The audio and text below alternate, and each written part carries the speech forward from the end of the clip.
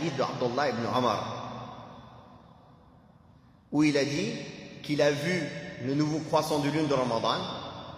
Il en a informé le prophète sallallahu alayhi wa sallam, et voilà que le prophète sallallahu alayhi wa sallam a ordonné à tous les musulmans de jeûner. Donc il s'est suffi du témoignage d'une seule personne, de l'information d'une seule personne. Dans un autre hadith, un jour un bédouin a annoncé au prophète sallallahu alayhi wa sallam qu'il a vu le nouveau croissant de lune. Il s'est suffi de son annonce, il a ordonné à tous les musulmans de jeûner. Et pour les autres mois, pourquoi il faut 2 personnes? Parce qu'il y a plusieurs hadiths authentiques où le prophète sallallahu alayhi wa sallam a ordonné de comptabiliser les débuts de mois et les fins de mois par le témoignage de 2 personnes. Donc ici, Ramadan, c'est une exception. Ça, c'est une première chose. La deuxième explication, c'est qu'en islam, on accepte l'information d'une seule personne, alors que pour le témoignage, il faut minimum 2 personnes, même devant le juge. Je vais vous donner un exemple. Les hadiths du prophète sallallahu alayhi wa sallam, ils ont été transmis de plusieurs manières. Certains ont été transmis par de très grand nombre de rapporteurs. À un très grand nombre de rapporteurs, à un très grand nombre de rapporteurs. Ce nombre de hadiths est restreint. Al-Mutawatir. Ils sont très peu dans les hadiths, dans tous les hadiths rapportés.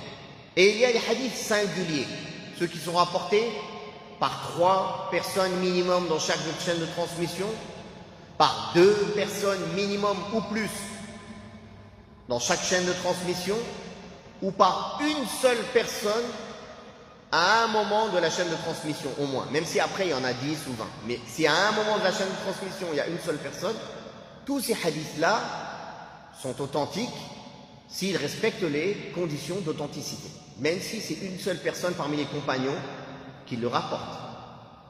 Car ici, ça fait partie de l'ikhbar, de l'information. Donc de 2 choses l'une.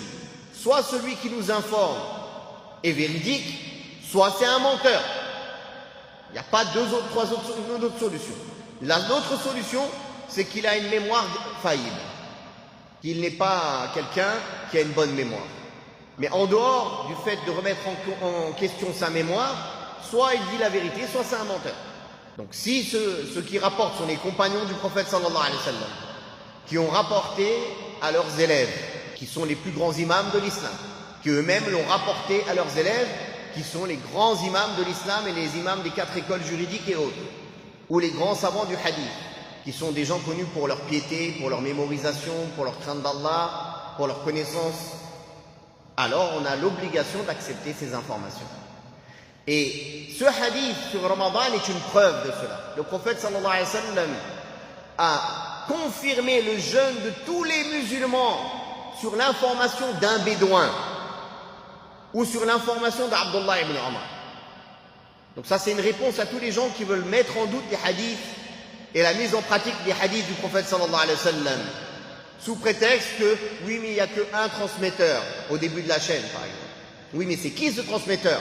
Ce transmetteur du début de la chaîne, il en vaut 15 000 d'aujourd'hui. Dans sa piété, dans sa mémorisation, dans sa connaissance, dans sa perfection, dans le fait de répéter les mots comme il les a entendus.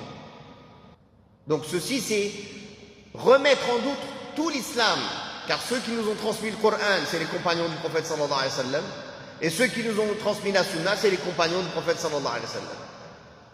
Donc ceci est une réponse à ceux qui veulent faire douter le musulman sur les hadiths du prophète sallallahu alayhi wa sallam, ou qui veulent jeter le doute sur le Bukhari ou sur Muslim. Vous allez voir, ils attaquent toujours le Bukhari. Pourquoi? Parce que s'ils ont fait tomber le Bukhari, c'est facile de faire tomber les autres, car c'est censé être celui qui a les conditions les plus solides dans l'acceptation des hadiths. Et ils viennent, ils disent, oui, mais il y a des grands savants du hadith avant qui ont remis en doute certains hadiths dans le Bukhari. Oui, c'est vrai, mais eux, ils l'ont fait d'une base qui est l'étude du hadith. C'est pas d'une base de rejeter les hadiths selon les passions, parce qu'aujourd'hui, il va à l'encontre de tes passions ou à l'encontre d'une vision occidentale des choses. Donc il y en a qui ont suivi les bases de la science du hadith pour critiquer certains hadiths, et vous suivez vos passions pour rejeter les hadiths du prophète sallallahu alayhi wa sallam. La différence entre eux et vous, c'est comme la différence entre le ciel et la terre, ou entre l'Est et l'Ouest. Ça n'a rien à voir.